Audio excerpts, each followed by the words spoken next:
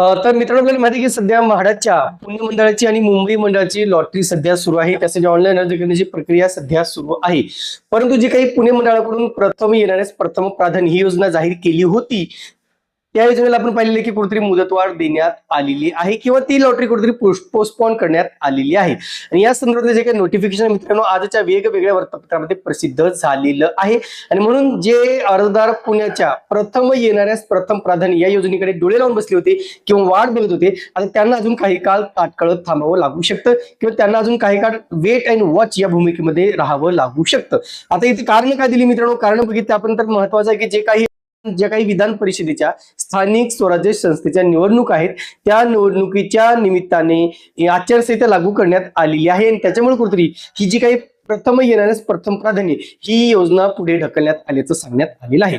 या इथे सांगितलं मित्रांनो की पुणे गृहनिर्माण व क्षेत्र विकास मंडळ पुणे जाहीर निवेदन. पुणे गृहनिर्माण व क्षेत्र विकास मंडळाच्या प्रथम येणाऱ्यास प्रथम प्राधान्य या तत्वावर 20% सर्व समावेशक व 15% सामाजिक गृहनिर्माण योजनेअंतर्गत विक्री अभावी रिक्त सदनिकांच्या वितरणाबाबत, म्हणजे इथे महत्वाचे दिले मित्रांनो की जी काही प्रक्रिया राबवली जाणार होती स्पष्टपणे सांगितले की 28 मे 2026 म्हणजे उद्याची ऑनलाईन जे काही घर निवडीची प्रक्रिया ती सुरू केली जाणार होती. आणि त्याच्या संदर्भात म्हणजे त्याच अंतर्गत तुम्हाला ही घरे निवडण्याची मुभा मिळणार होती आणि तुम्हाला पुढील 48 तासामध्ये त्या घराच्या किमतीचे 10% अमाऊंट भरून तुम्हाला ती घरे कन्फर्म करायची होती.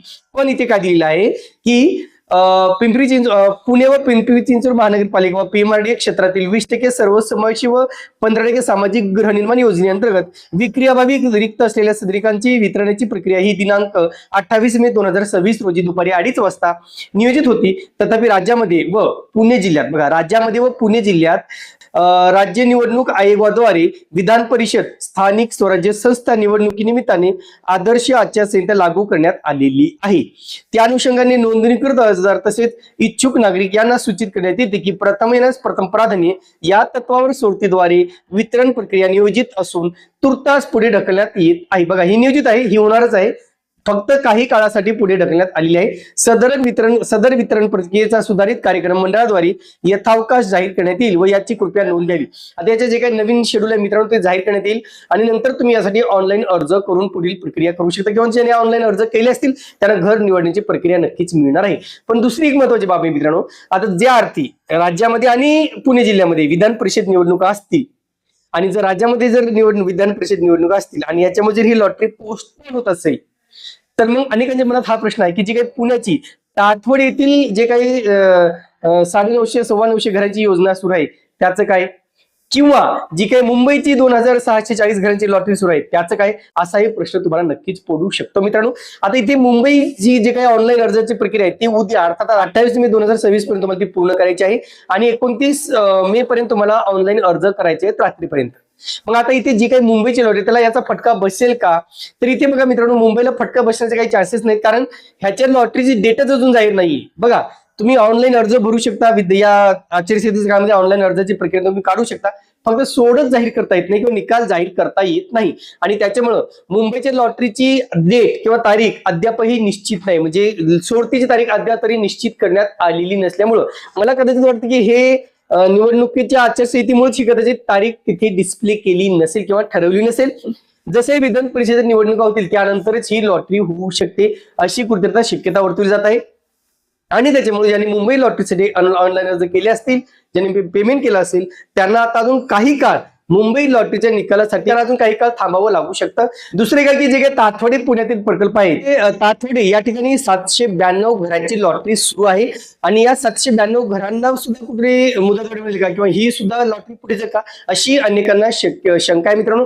तर नक्कीच जर या आचारसंहितेमुळे ही जर लॉटरी पुढे ढकलली जात असेल तर याची सुद्धा डेट कदाचित पुढे ढकलली जाऊ शकते.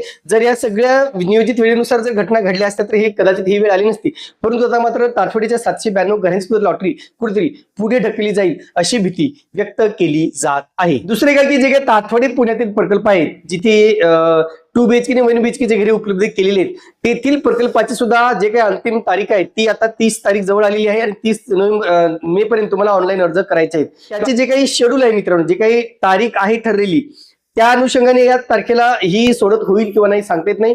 ही सोडत सुद्धा या आचारसंहितेमुळे कदाचित पुढे ढकलली जाऊ शकते. म्हणजे एकंदरीत काय तर या आचारसंहितेचा फटका मुंबई पुणे या दोनही मंडळाच्या सोडतीला बसू शकतो.